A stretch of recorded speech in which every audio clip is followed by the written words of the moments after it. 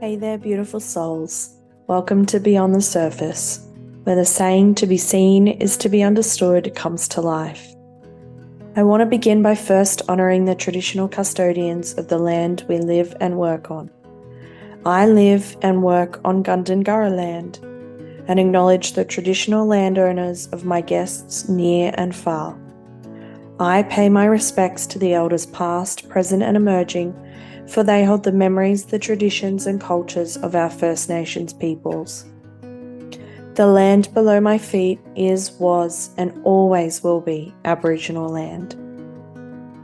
I am no stranger to the profound journey of pain, grief, anger and heartbreak that often accompanies the loss of church, community, faith and the unwinding of our core beliefs. In the midst of this labyrinth, I found healing in the stories shared by others who have walked a similar path.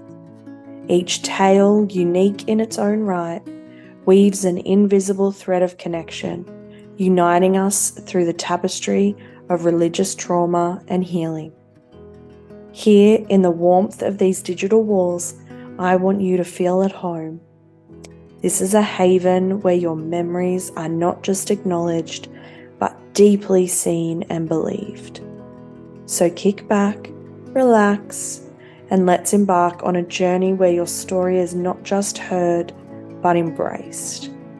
Welcome to a community where storytelling is a powerful force. This is Beyond the Surface. Welcome back, Jane. How you going? Thanks. Doing great. Happy to be here. Amazing. You were just telling me just how stinking hot it is in Sydney Yeah, today. got my caftan on for those Yeah. watching the video. Um, Today's episode is a little bit different. I'm gonna flip the script a little bit and hand the host role over to you a little bit more, which is not Mm, my natural tendency. not your sweet spot. No, it's not. But we can do hard things, as Glennon Doyle says. And going to yeah, hand the reins over to you a bit. So take it away. Well, so this is the last episode of season Hmm. 1 of Hmm. your conversations on religious trauma. Yep. You've interviewed 9 other people. And so now, as you say, we're turning the tables. And I'm Yep. going to ask you, where does your story begin? Mm. It's interesting because I have asked this question obviously so many times before to everybody else, and I have still spent the last like 48 hours racking my brain as to where do I actually start it. Mm, Because I think logically my brain goes straight to chronological order and mm, that sort of structure. Um, and so I guess the best way to start it is that I like to specify that I didn't grow up in a religious home. My family are not religious at all. And so I will often joke that I can't blame them for all of this. I chose this life. I willingly got onto the roller coaster and unknowingly how it was going to play out. Um, but yeah, I remember um, my very, very first sort of um, introduction to anything that was God related was I think I would have been about 8. It was year 3 in Australia. People overseas won't have any idea what that is, but I think I was around age 8. And I just remember the scripture teacher at school just being so angry. Like she mm, was just so angry all the time. Like it was none of this, which is what I got later, but none of this, Jesus loves you, you were made beautifully, and, God created the whole world. It was like, you must believe in Jesus or you will go to hell. Like, and mm, that's like it. And, I obviously look at that so differently now and go, that fear-based, um, submission, I guess, Mm. fear-based salvation. Like, no wonder she was angry. Yeah. I would have been angry too. So yeah, that was probably my first experience. But it was very fleeting. Like it wasn't anything that I sort of went um down a rabbit hole with straight away or anything like That that. didn't turn you off even as a young No, person? Yeah. weirdly, no, Mm. it didn't. And I'm not really sure why. I mean, and you know, that's probably a conversation for another day. But yeah, so it did shift relatively quickly. I was getting relentlessly bullied, Mm. relentlessly. And so I got put into a different school, which just so happened to be a Catholic school. Yeah. Um, you're like, oh, and here's where it turns. Um, yeah, and I think it's funny because my wife she's never been into a Catholic church before a funeral that we attended not too long ago. Had never gone to Catholic school or anything, and so it was it was the moment where I realized that it's literally like a whole nother world. Like it's Yeah. so different. Um, and I think until I was on the flip side of that, I probably didn't realize it either.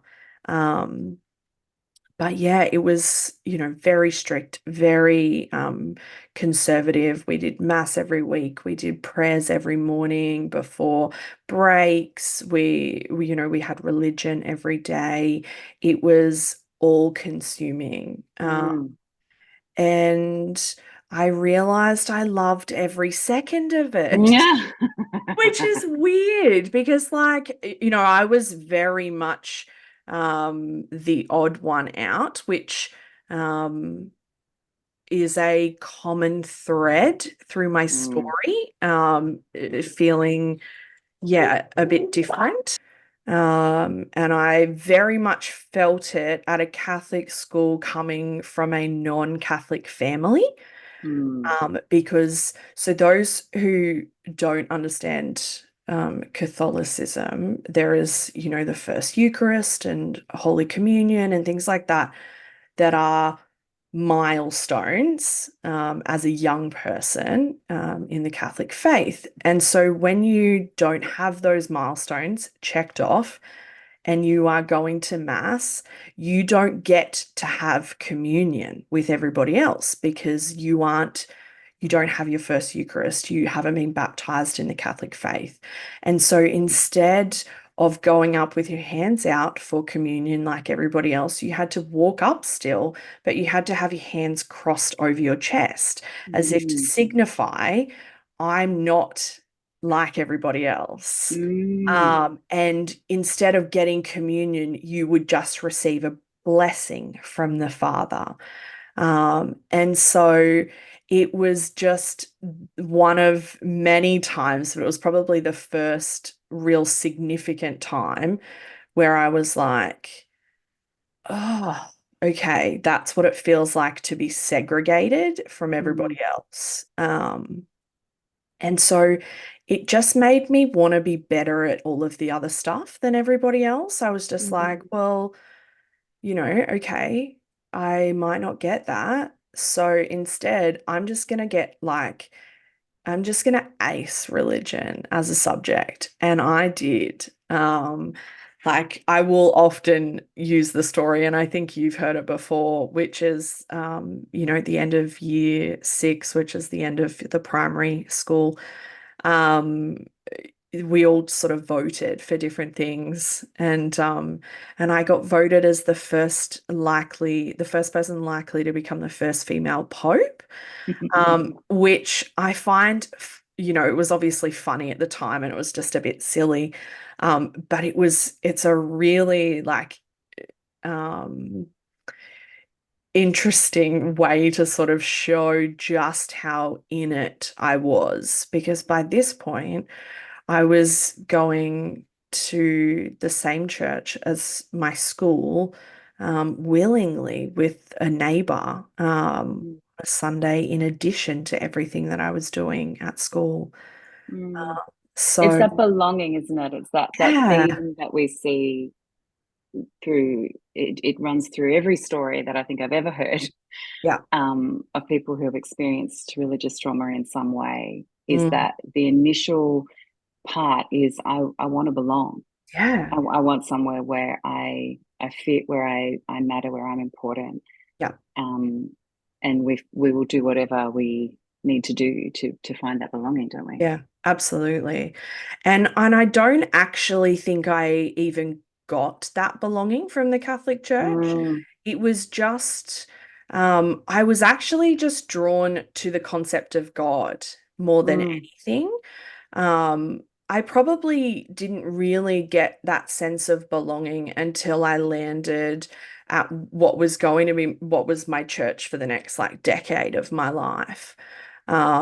And so, but yeah, that sense of belonging keeps you in places mm, where and sort of it almost gives you rose-colored glasses to a lot of things. absolutely. Yeah. Because you don't want to see the things that might be hurting or harming. You Mm, just want to see the good. And you are almost conditioned to see the good also because um, that's what Jesus would do. That's yes.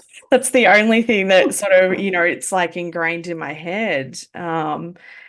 But yeah, I there was a few years, but like maybe 2 years between Catholic Church and when I became a Christian, so to speak, in sort of, I guess, prayed the salvation prayer that people talk about.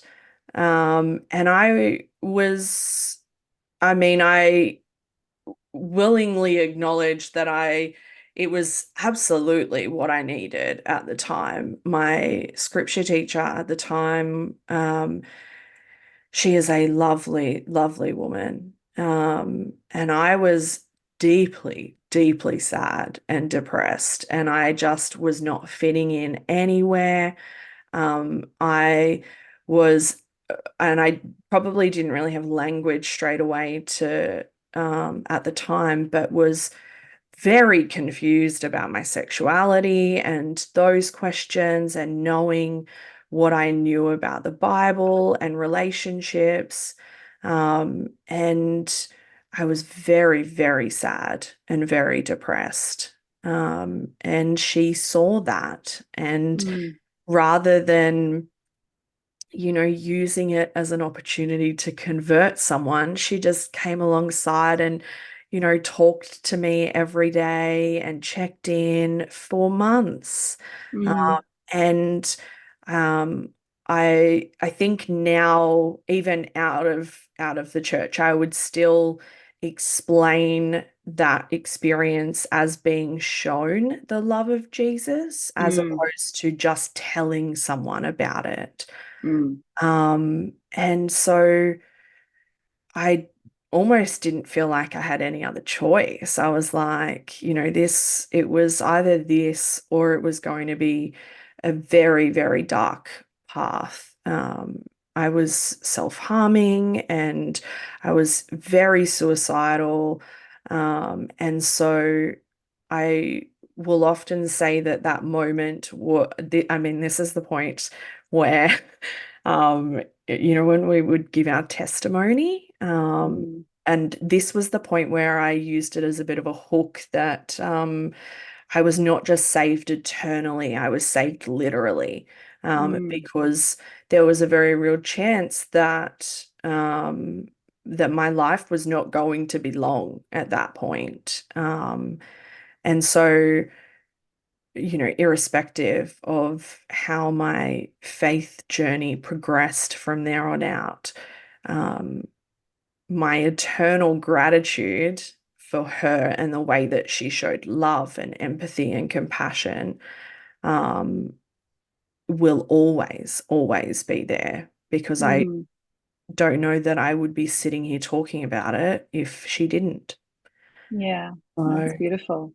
And I yeah, think it's stories like that as well that it just it shows you how complicated this yeah, whole thing is, doesn't it? yeah, Because it's this really complex picture mm, of, but that was good, that was healthy, that was what I needed, and yeah, also there was so much that was damaging, and so and that can make it so confusing for people trying to navigate. mm. Um, yeah, and even using words like religious trauma will come many years later Oh, because in the yeah. thick of it, you're like, what is it that I'm experiencing right now? Yeah, Yeah, it's just absolutely. confusion. Yeah, Mm, absolutely. I don't actually think I used the words religious trauma or even the term deconstruction until maybe like 3 years ago. And mm. it was my therapist who started using that terminology. And I was You're like, like, what? Yeah, what is huh? that? What What is up? that? Even as a therapist, I was like, Yeah, I don't know what that is. I was like, yeah. is it really trauma? Like, are we really going to use that word? Um, but I think, putting language to things is really Mm, important, but it is often um, you don't have that language. It wasn't even that I didn't have the language. I actually didn't even really see a lot of the harm until I was out. yeah, Um, and and I think that was one of the hardest parts when I did eventually leave and I started to see things not through the lens or the mm, label of being a Christian. I realized how much of that system I had upheld also, yeah, and all of the harm that I had perpetuated, particularly when I had, um, extreme internalized biphobia. And, I hated the fact that I was even remotely attracted to women. So, um, the harm that I perpetuated to other queer people yeah, is still something that is deeply painful. And that I think it only ever heals by continually every day, um, choosing to advocate for those yeah. people. But yeah, I think it is a really strange thing to not see the harm until you're out.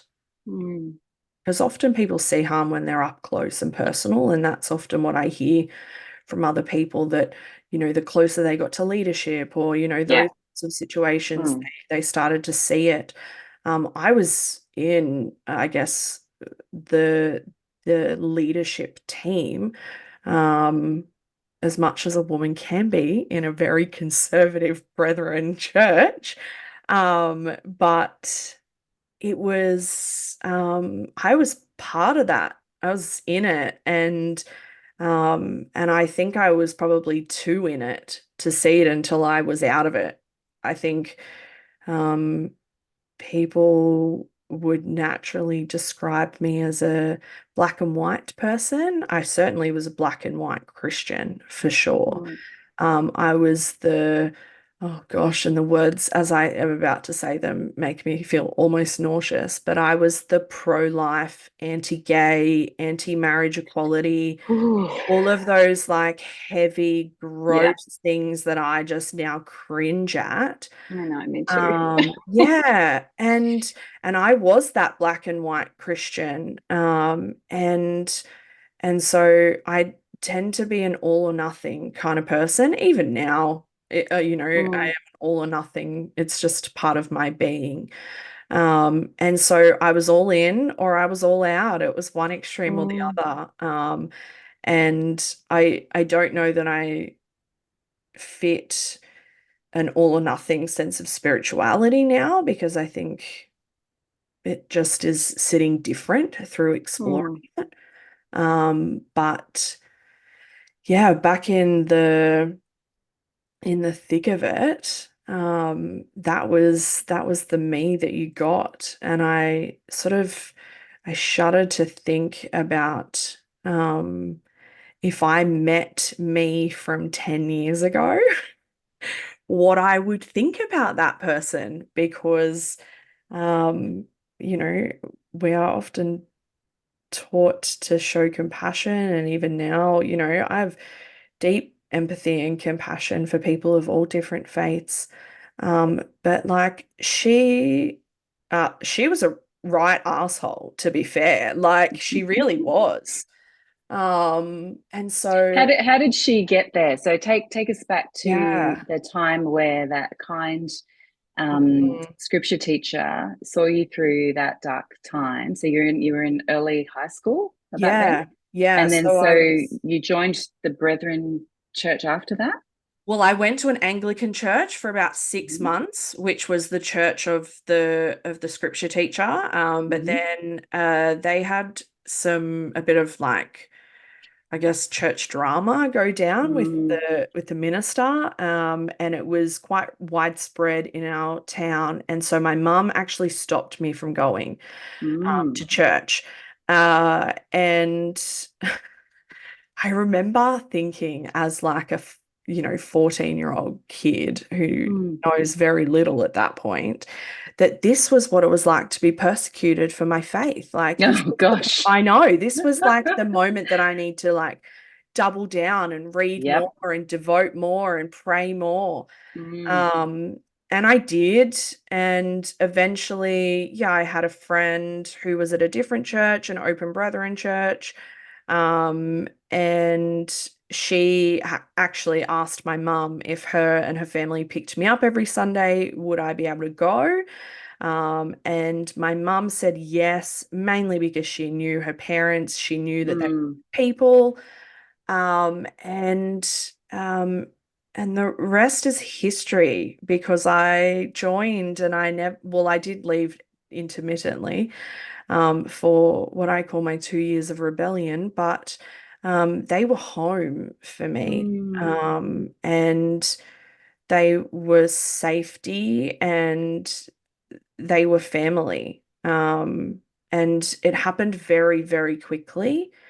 Um, I, it's a, I call it a family church. And so what I Mm. mean by that is everybody is related to everybody, basically. Um, And so, despite the fact that, this was home for me, I was still on the outer because I was not related to Not anybody. part of the family. Yeah. You really knew that you were not part of, I guess, the inner circle, which was all of the people who were related to one another, which was, I would say, a good 80% of the church were all related Mm, in some way by blood or by marriage. And so I think when you feel like you're on the outer, you just work extra hard to get to the yeah. inner because that's where that belonging is. That's where you feel Mm, like you are seen and where you are valued. Um, and I think I look back now and I can see that my passion and drive to serve has always been there. I've always had a heart for people um and showing compassion and serving people.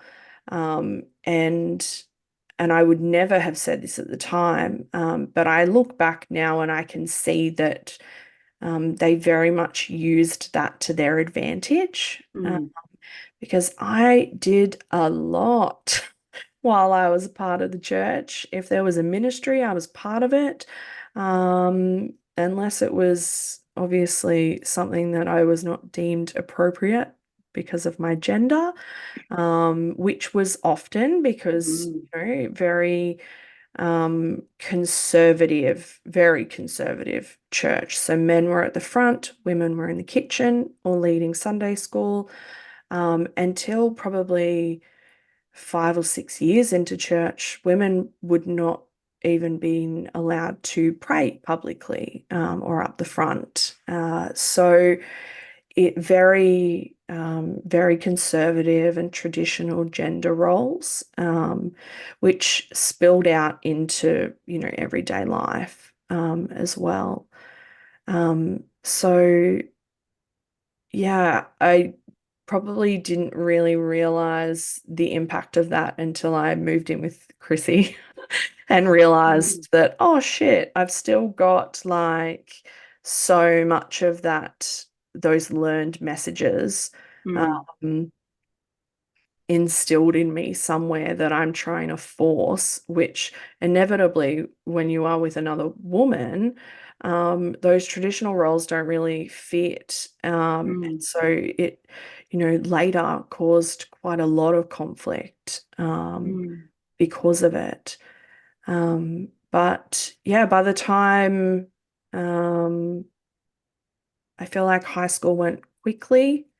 By the time I got to the end of high school, I was all in every facet. I applied to do a Bachelor of Theology after school, but deferred it because I did what's called a gospel gap year, or it's colloquially called Year 13, which um, was an interesting year. It was with the Sydney Anglicans. So anyone who knows anything about the Anglican Church knows that the Sydney Anglicans have a very high reputation for being extremely conservative and fundamental. mm, And I didn't know that going in. I just wanted to know more. I just wanted to learn. I just wanted to grow in my faith. I had a very um, my relationship with God was deeply personal and deeply intimate, and all like it was all consuming. mm, There was not a facet of my life that wasn't impacted by it, including my sexuality, which just kept getting shoved down and shoved down and shoved down. Especially when I realized that I didn't look gay. And so I mm, used that to my advantage, which I now know um, is, that sort of straight passing privilege that I have, and that I wasn't only attracted to women, I was also attracted to men. And so I remember thinking, amazing. I don't have to worry about it. I'll just shove it down. God will eventually give me a man that will seal my fate. That was the language that I would use. I was just mm, desperate because obviously marriage is on a pedestal, mm. desperate for that.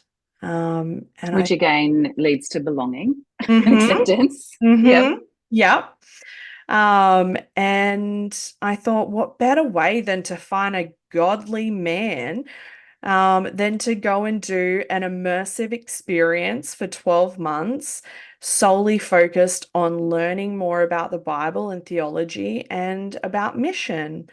Um, So what's a gospel gap year? Is it like just a year of like Bible college summer camp or like what? Kind of, yeah. So it's you do certain subjects from a theological degree around like Christian ethics, history, all of the like ministry, all of those sorts of things. We went down and we had like a 3-day intensive every week. The other days were spent serving your church or serving your community. You would take those learnings and those understandings back to your community and serve in your church. And then in the middle of the year, there was a month-long mission trip to Fiji, which was amazing. And um, with one exception, but Fiji is the most beautiful country, and I know you know that. I know I'm preaching to the choir here. I'm just giggling because Fiji is a Christian nation. Yes, I know. How are Yeah, you going to it's evangelize? it's ridiculous. Mm, And there, I mean, there was a lot about that.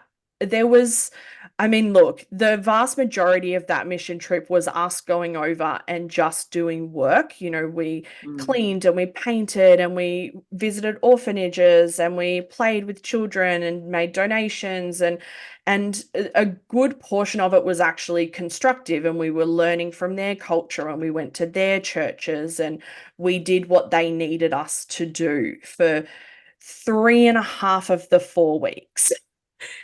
The other half was the half that, and I've told you this story, so you know what I'm about to say, but the other half was we had to do walk-up evangelism in one of the cities that we were at. I And just, I just have a visceral I reaction when you know, say walk up yeah, evangelism. I Oh gosh. know.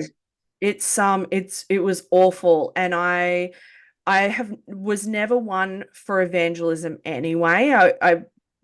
Cold calling people about Jesus just did not ring true to me.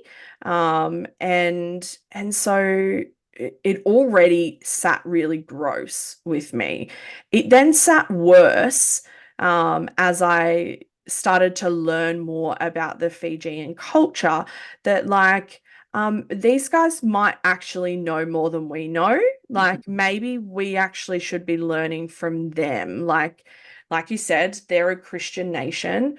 And then the third part of it that I just really hated was like, maybe let's not go into a colored nation as white people, pretending like we know and do things better, because most of the time we don't. And we genuinely suck at it. So, Genuinely, like yeah, badly suck at it. yeah, absolutely. And so I was like, the day before, I was like, oh my gosh, how am I going to get out of this? Because you couldn't just, this was not this was compulsory. You didn't have a choice in this, because we were there to expand the kingdom of God. Um, and we should always be ready to have an answer for your faith.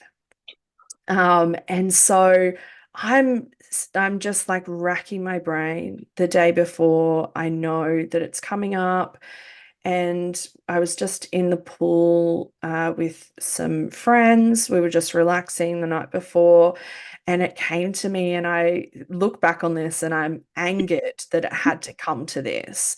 But I knew that the only reason I would be able to get out of it was if I was unwell. And so they hammered into us in the preparation stage to only drink water from sealed water bottles. Otherwise, there was a risk that you could get sick.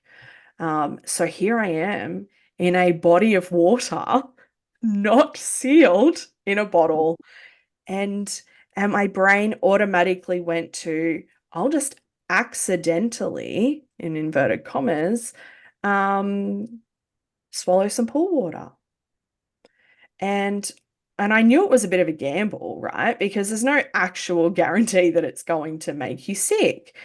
Um, but it did. And I spent the next day vomiting my guts up. But what it did do is it got me out of walk up evangelism, which was really great. But I look back at that now and I go, are you freaking kidding me? Like, why do we need to get to the point where we actually have to physically make ourselves sick to not do something? Because otherwise you would be sort of branded with this image that I was not fulfilling my calling of expanding and growing the kingdom of God. Like, how could you not want to do that? What is wrong with you that you don't want that? Um, and so, I sort of tell it as a bit of a humorous story, but the underpinnings are actually really, really messed up, really messed up. Um, but the rest of the trip was really lovely, and I did walk away with a really, deep appreciation and beauty of the Fijian culture and the Fijian people, who I still maintain are the single nicest people I have ever met They're on the beautiful. planet. They are Yeah. just really, really beautiful. And so I'm really thankful for that. And um, and the experiences, the other experiences that I had there, immersing in that culture. I just, yeah, I wish it probably wasn't tainted with that Mm. experience. Um, but year 13 was just another time where I was one of the other, Mm. because everybody else was Anglican. Mm. So here I am, not Anglican, and not from a Christian home. There are a lot of pastors' kids. There are a lot of, at least had grown up in the church, at least had Christian families. I think I was maybe one of three or four who didn't have a religious home. And You really stand out when there's like 30, 17, 18-year-old kids um, who are all on fire for Jesus, but you notice the difference. And Mm.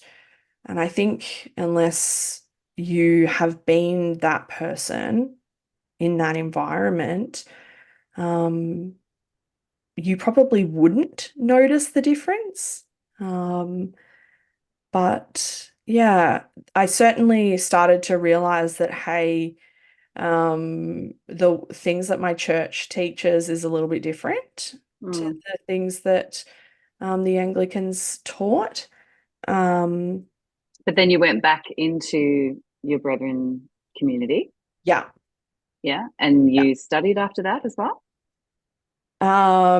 Studied, From your gospel years. yes, You yeah. then went to Bible college, is that right? No, Or not straight no. So away? I never went back. So I I learnt a lot. I learnt a lot in year 13, and which was really great.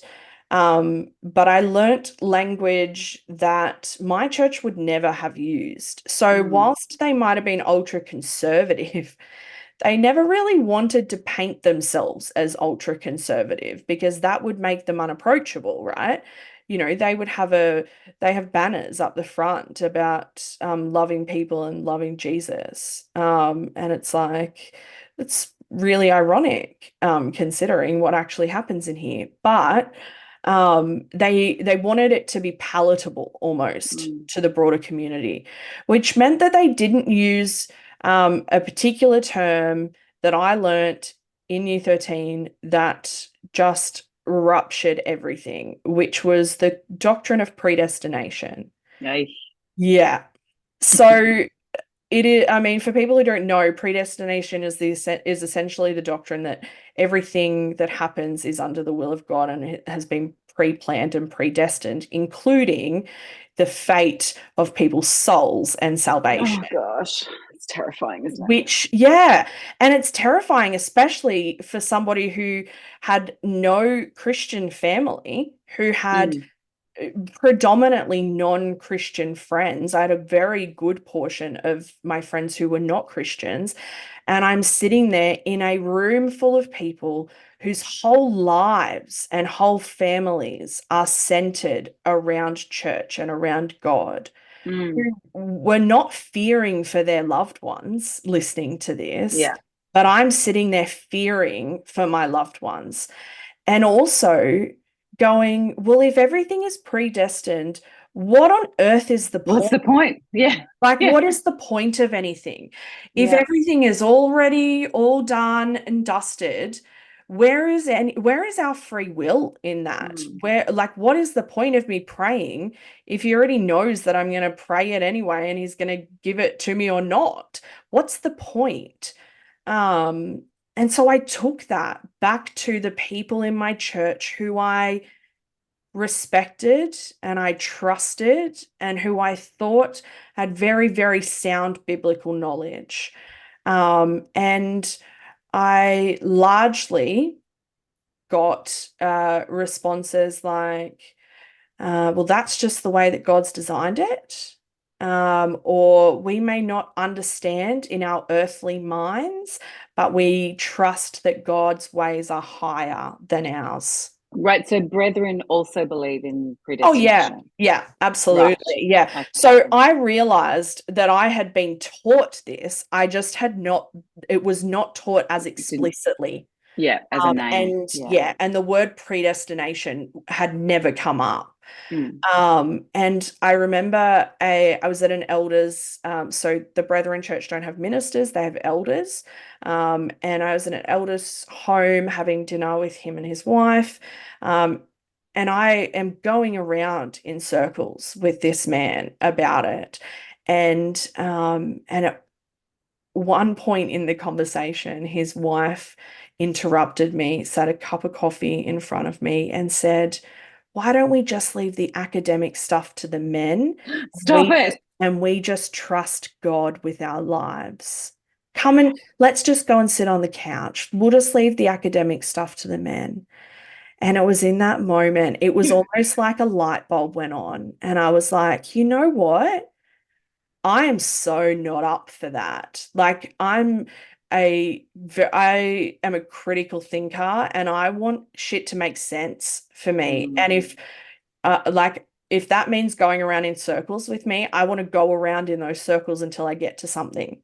mm, And and the moment that yeah, let's just leave the academic stuff to the men. Yeah, it was a moment for me to go, that's actually not okay with me. I'm not okay mm, with that. I'm no longer going to be shoved into a box just because I was born a woman. mm. And so I left. And I left really, Wow. really abruptly. So Mm. remember how I said I'm an all or nothing Yep. person? You were out. Yeah, I was out. And I still loved God. And I think that's a really important thing at this point is I still really, really loved the God that I had fallen in love with Mm. to this point. But I didn't have the knowledge that I could love God and not be at church. Those two Right. things were synonymous for me. Mm. So I thought, okay, I can't be at church. I can't have a relationship with God. And Mhm. so I left church and I colloquially call it my 2 years of rebellion because I did everything that I was told I was not allowed to do. Mm. Um, and I did things that I knew would hurt people I was angry. I was deeply Mm. angry and bitter and resentful. And I was selfish, realistically. And and so I did things that I knew would hurt people. And it was the first time that I had, I guess, embraced. And I say embraced because it wasn't really embracing. It was just like um, I'm not at church now, so now I can kiss women sort of thing. Mm. Like it wasn't really embracing in the sense that I actually owned it and affirmed it. It was just that I suddenly now felt able to sort of even entertain it. Mm. And so whilst it was 2 years of fun, I guess, um, I hurt a lot of people that Mm. I deeply regret. And Inside the church or yeah, yeah, yeah, right. yeah, inside the church. And I had people messaging me and contacting me and, seeing if I was okay because I literally just dropped off the face of the earth, really. Mm. Um, and so, yeah, those two years sort of flew by, and I don't talk about it too much because, to be completely transparent, I don't, it's a lot of it is a blur because I was Mm. so, um, I just drank all the time. I Mm. just, consumed copious amounts of alcohol that actually there are just times where I don't have any memory because I've just blacked out. And so the 18 months later, I can only describe what happened as I just was being bombarded with signs from God. They were they were everywhere. They were on my TV. They were, songs would come on. There would be things that would remind me of certain people, and I was like, okay, I was really not happy living the way that I was. I deeply missed church, and not just the people, but I guess feeling like I had a sense of purpose and moved through the world with that. But I had no idea how I would ever be able to go back. Mm.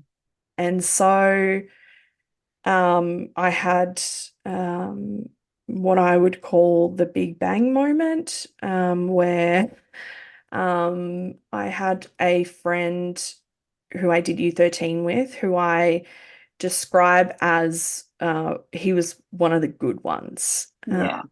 And and he was killed in a motorcycle accident. Mm. Um, and whilst, we were never super duper close or anything like that, or kept in huge amounts of contact after, yeah, he was one of the good ones. And I Mm. remember thinking, are you kidding me, God? Like, Mm. why? Why would you take such a beautiful soul from the world? Why? But what his death reminded me of was all of the things inside of me, all of those questions of my eternal salvation, of what gives me life, what legacy do I Mm. want to leave in the world? Um, and it connected me again with some of the people that I did U13 with. So I was surrounded by a certain group of Christians again.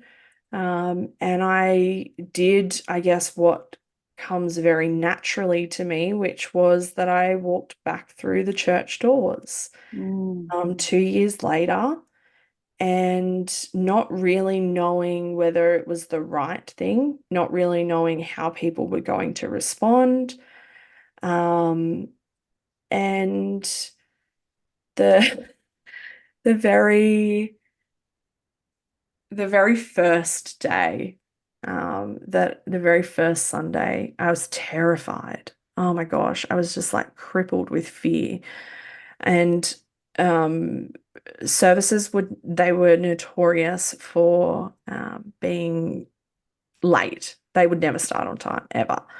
Um, and so all I wanted to do was just sneak in, sit at the back, go unnoticed, and then walk out. I just wanted to go in and see how I felt Mm.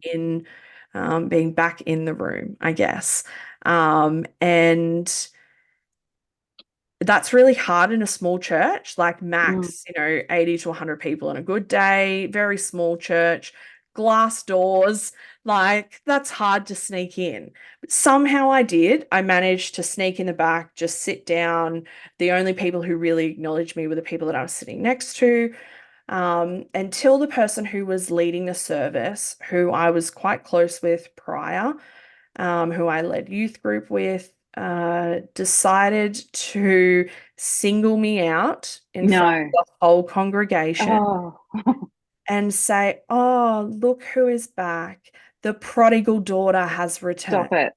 Oh my gosh. I wish I was kidding, Jane. I wish I was kidding. And I look back and I'm mortified at the comment. Like, I'm actually mortified. And all I did was just like awkwardly laughed and sat there, because if people don't know the story of the prodigal son, it's just essentially a parable where, like, a young person leaves their family, squanders all their wealth, and, comes back for forgiveness, right? Begging.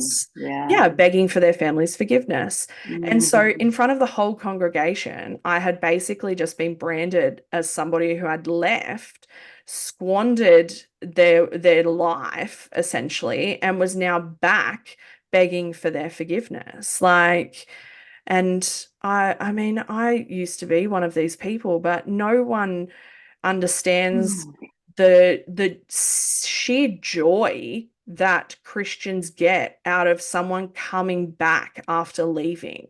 Because it's just a giant, like, well, we told you so. Like, we knew you would come back eventually. Um, and so I just awkwardly laughed and didn't really say anything. And it's important, I guess, for me to say, I do not think that he said that maliciously. He is a very nice guy, but it is a really important and easy way to show that our words can unintentionally cause harm and we don't realize what we're saying or what we're perpetuating when you are stuck in that. And And you, I think, sorry, oh, go. I was just going to say, I think the so much of what you're saying is it sounds really obvious, but churches are just not trauma informed places. Mm-hmm. So I think there's Yeah. like the the potential for someone to feel deep shame, Mm. anxiety, fear, all of the things that probably came up, humiliation, Yeah. but also there's that sense as you're talking. I was just thinking about how it's certainly in the movement that I grew up in the Pentecostal church, you are literally taught that this is the center of the universe and Mm. everything is peripheral to the Yeah. church. And that Absolutely. can be the capital C church, the church Hmm. worldwide, but certainly our church. Yeah. So everything else is peripheral. And so when you left, yes, they probably, as you say, they would have tried to reach out. Are you okay? What's happening? But ultimately, you're out there. You're not Mm. in here. Yeah. And so when you come back, there's that kind of sense of, oh, okay, great. So she's come to her senses because this Mm-hmm. is where the life is. This Absolutely. is where the action is happening. This is where God is. Mm. And everything outside of that is somehow not okay, not right. And so we live with this sense of it's almost like this dual existence that we have, Yeah. these parallel universes Like that sliding we doors. exist in. Yeah. Yeah. And it's a very unsettling, very strange feeling, but certainly the intimacy that we're also expected to bring Hmm. to these spaces Yeah. when the spaces are not safe. Absolutely. Yeah. Yeah. Yeah. Absolutely. And I think that there was not even an understanding that there would even be a transition period for Mm, me, like that this might actually be difficult or emotional or, in any way, you know, like other than joyous for mm. me. And so, within a matter of weeks, I was helping. And Back within at a it. matter of like a couple of months, I think, I Mm, was back doing everything I once was. I was, leading youth group. I was in what like doing worship, Sunday school. I was mentoring young girls. I was leading Bible studies. I was writing Bible mm. studies. Like I was all in yet again. Um and I, desperate to still serve, but ideally serve in a way that paid the bills, was what I wanted, which led me to my counseling degree. But um, I guess, people can hear about my counseling story at another time, but what's important, I guess, about that is in my third year, I met Chrissy, and that's where everything changed. Mm. We, I knew that it was going to rock the boat. And I have done a To lot put of, it yeah, I know, mildly. which was a really mild.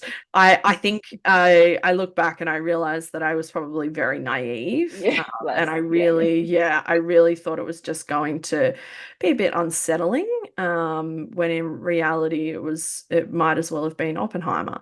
Yeah. And so I had worked really hard to get to a place, and talked a lot to affirming Christians who um, got me to a place where I was somewhat okay with, I didn't feel like my faith and my sexuality were opposing forces. And that was enough progress for me at that point. That's Um, huge. That's a yeah, really big deal. absolutely. Yeah. And that took Mm. years. That didn't Mm. happen overnight. That took years and many, many difficult conversations. And then I met Chrissy and something clicked in me and I don't think that there is any other way to describe it except that there was just a deep part of me that knew that this was something important and that I needed Mm. to pay attention. And so we decided that we were going to see what happened and we were going to get to know one another. And after about 3 months, which we had kept it quiet for, and we just wanted to get to know one another and, work out whether this was actually something. Within about 3 months, we knew that, and we knew that this was not going away anytime soon.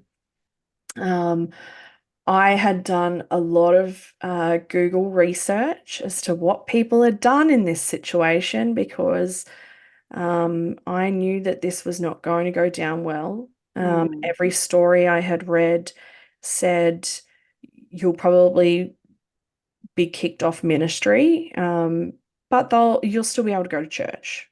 And I was like, okay, I actually somehow I thought that I could manage that at the point.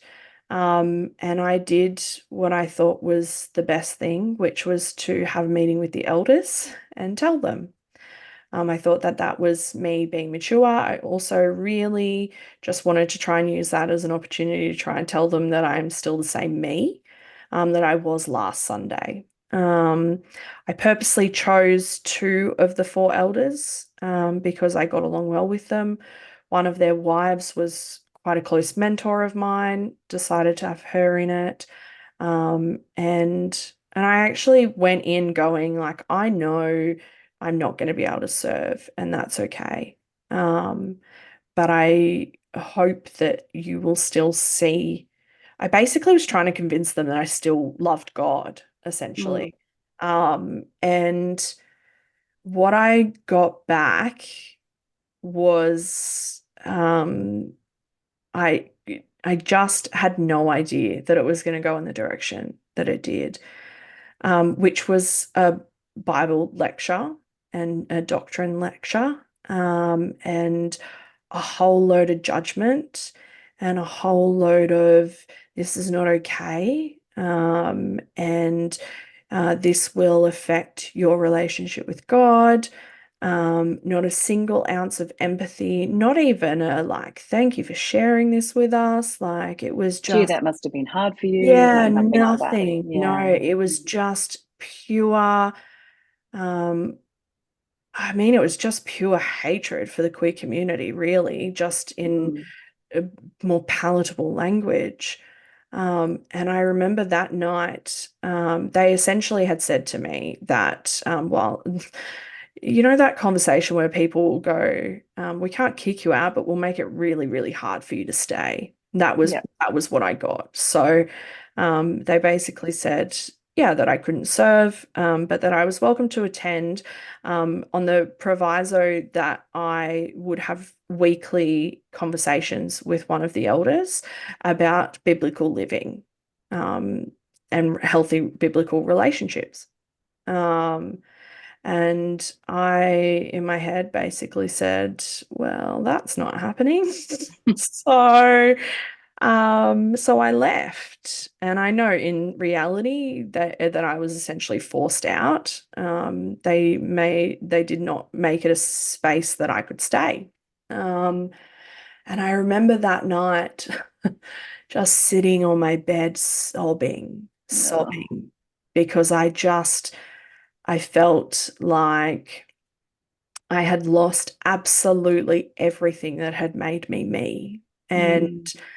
and I'm sitting there going like, shit, I really hope this is worth it. Like I Mm. really hope it's worth it. Um and and I still held on to my faith after I left. And Chrissy and I, I moved in with her, which did not go down well with the few Christians I still had in my life. But for the next, 18 months, we spent church shopping, trying to find somewhere that would have us, somewhere, anywhere that would have us, that was safe and affirming, because you quickly realize that welcoming is not always safe.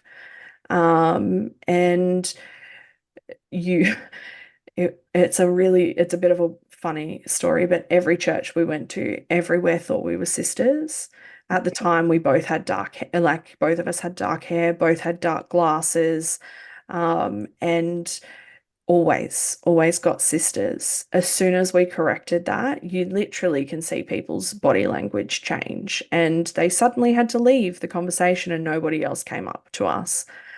And so we went from church to church to church and never found anywhere, and was desperately trying to hold on to our faith at this point. More so me than Chrissy. And we, about, 18 months later, Chrissy proposed, which was really beautiful. And I thought that I had taken all the hits that I could, and I was not even prepared for the next one, which was we were obviously visiting family. Chrissy annoyingly proposed in front of all of my family and friends, Yeah. which just was the most mortifying experience. There's a video, I'll have to try and dig it out. There's a video, and I'm just sculling a glass of wine while she's proposing to me, because I'm like, get up off the what ground. are you doing this to me? And so we joke about that now, but at the time I was mortified. And decided that because we were living in WA at this point, while we were back over east, I wanted to ask all of my favorite people in person to be a part of our wedding. So again, don't do things in halves. I made proposal boxes for my friends to ask them to be a part of the wedding party, and asked my best friend to be my maid of honor, which she was delighted and overjoyed. Um, and then I had two friends who were still part of the church, one part of my former church, and put the boxes in front of them, as well as another friend who was also overjoyed, not a Christian. And I heard them say the words, "We've been talking, and we don't feel like it's right for us to support you in this part of your journey. We believe that marriage, the way that God designed marriage, is between a man and a woman. And so we respectfully decline and would not be able to attend either." And I was just devastated. I don't even know what words would describe the pain that I had in that moment. I felt like all of the breath had been sucked out of me, and I had two of my favorite people on the whole planet who were not just telling me that they wouldn't stand next to me on my wedding, but they wouldn't attend at all. And the tears just flowed like they have never before. And I was inconsolable for weeks. About a week and a half later, I decided that I needed to message them and basically just share how I was feeling. And the responses was that I had placed them in an uncomfortable position, and that it was disheartening to them that I have chosen to not continue our friendship and can't look past it. That um, they thought that our friendship meant more than that to me. Um, and I remember thinking, when did I become the villain in this? Yeah. Like Yeah. how is this my fault all of a Yeah. sudden? And I would be lying if I said that every part of my wedding planning journey was not shadowed and clouded by the fact that there were people who, in my heart, should have been at our wedding that weren't. Um, Mm. and we had a beautiful wedding, a beautiful church wedding. Thank you to the Uniting Church, and our beautiful queer affirming minister, Matt. We had a really beautiful church wedding that very much honored both the love that we had for one another and the love that we had for God at the time. And it was really beautiful.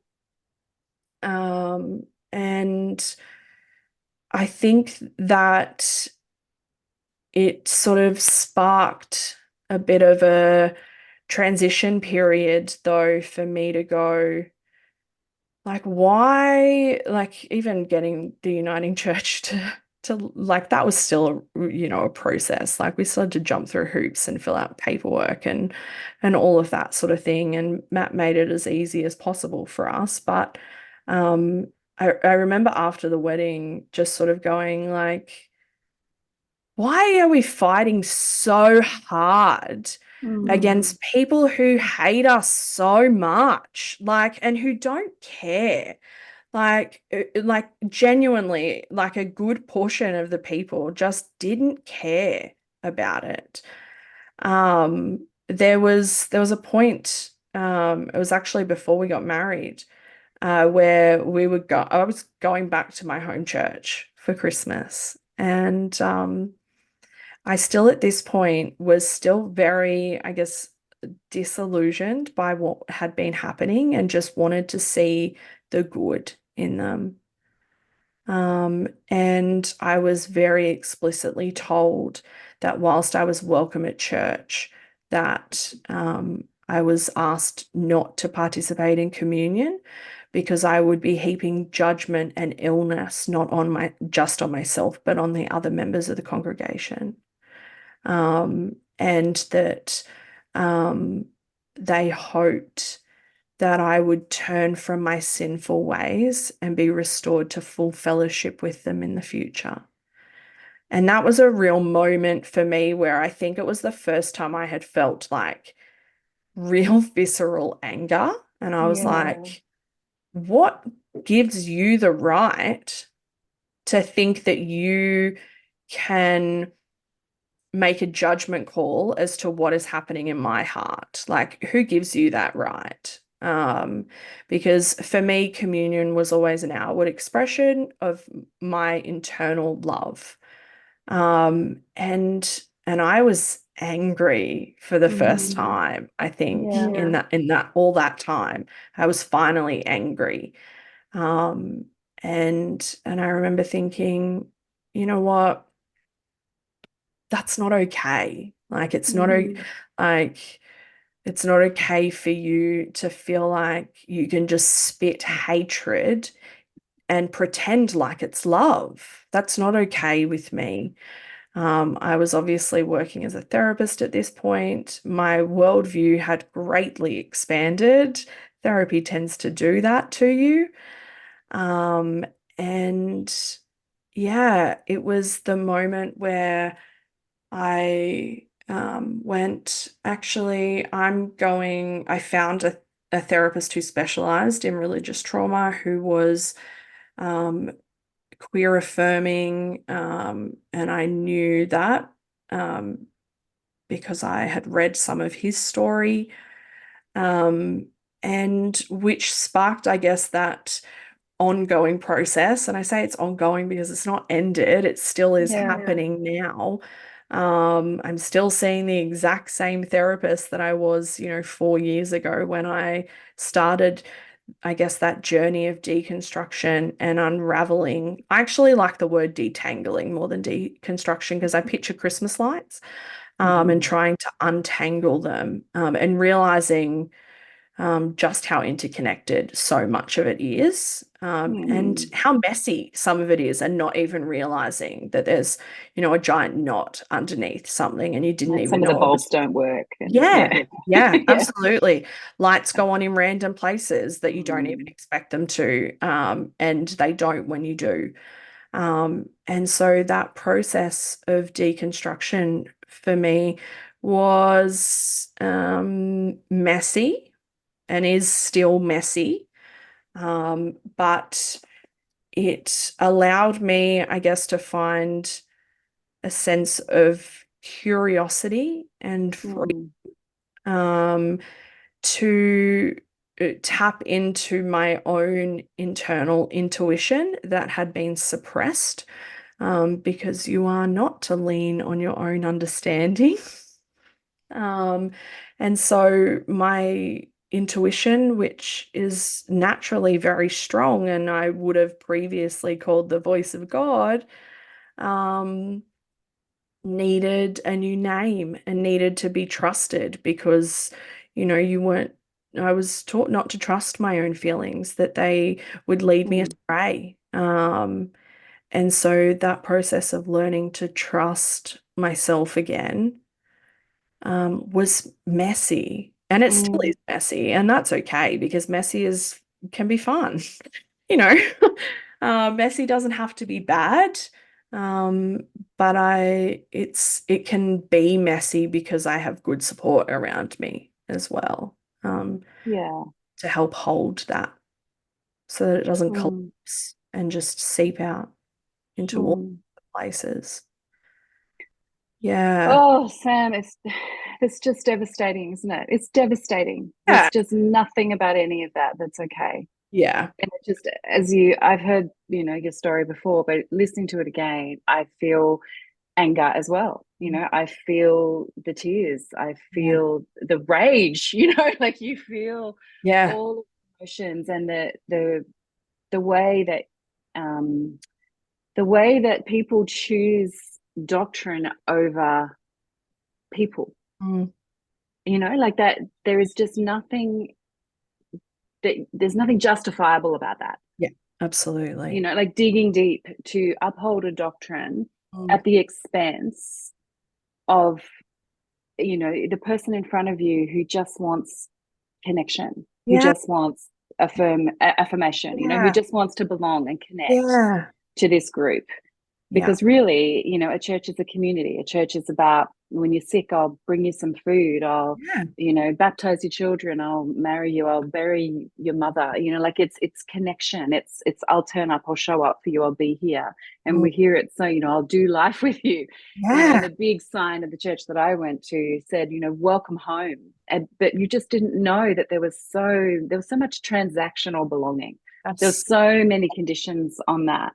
yeah. Um, and when you go in with that vulnerability and that sense of, I want to be seen, I want to be known, I want to connect, I want to serve, I want to be part of this, and you're met with, you are not okay, Mm. like you are not acceptable. Yeah.